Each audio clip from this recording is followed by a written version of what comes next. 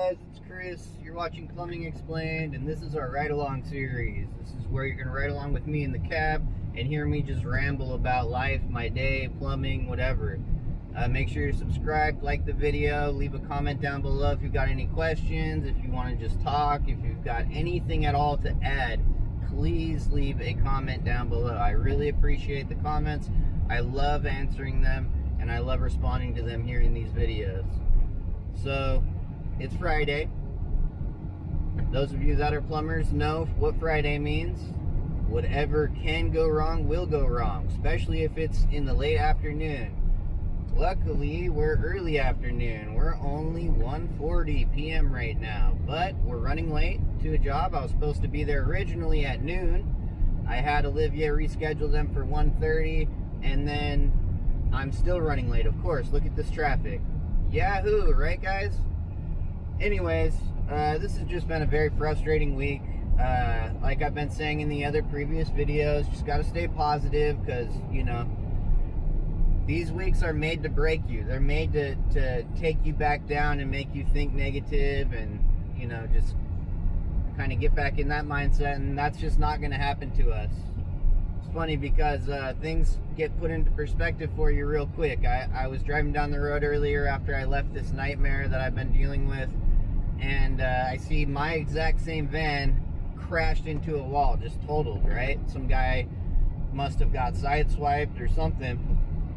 Well, to me, that was saying, like, that was a sign for me that's like, look how much worse things could be for you right now, man. At least you're not on the side of the road, your van's not totaled, right? And then I stopped to get a burger, and this is not funny. I didn't mean it's funny in any way like that. I stopped to get a burger, and there's a mother in this burger joint with her two young boys. I'm talking like maybe 10 and under. And one of them is completely bald, no hair. He's clearly going through chemo, and God bless him. I said a prayer for the boy before I left. But again, it was another, seeing that put things into perspective for me. Like, man, times can get tough, but they can always be worse. Stuff can always get worse, man. And in the grand scheme of things, like I've said in other videos, if you're not fighting for your life, you know, as long as you have the ability to continue to go on living, you have the ability to change things. That's why suicide should never be an option for anybody, man. It's really so, I think it's really part of today's culture because we're so used to video games and being able to start over and stuff like that. But in life, there's no starting over, you know? You don't get to press pause or restart the restart button or any of that. There's no going back. There's no save points that you get to go back to. None of that. So the mistakes you made, you have to look at them like they're lessons, right? You learn from your mistakes. Don't continue to make them. If you continue to make them, man, don't beat yourself up over it, but just change it. Change the fact, change whatever it is that's causing you to make those mistakes. If you're not sleeping enough and you're not getting enough rest, and that's causing you to like make mistakes that you normally wouldn't make if you were rested, then start resting. Discipline yourself. I had to do that recently myself.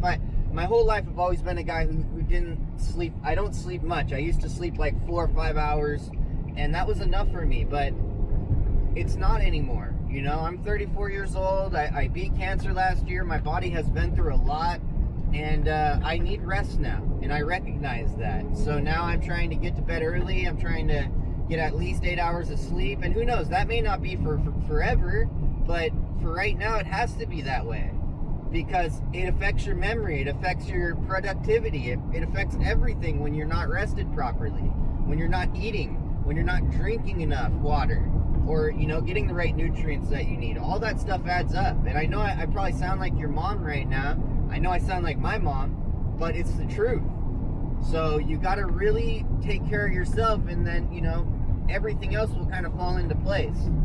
But you have to be number one. You have to care about yourself. I used to say this all the time.